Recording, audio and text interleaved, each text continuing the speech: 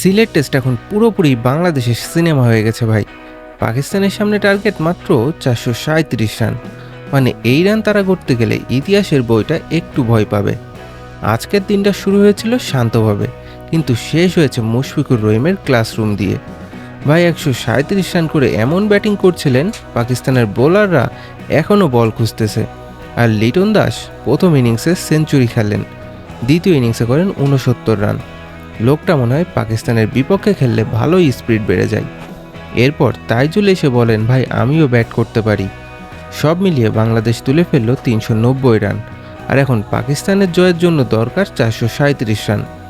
ইতিহাস বলে টেস্টে 418 রানের বেশি কেউ চেস করতে পারেনি।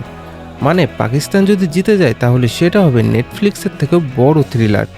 দিনের শেষে পাকিস্তানের স্কোর 0 রান 0 উইকেট। 2 ওভার খেলেই আম্পায়ার বলেন, আলো নাই ভাই, কালকে আবার আইসেন।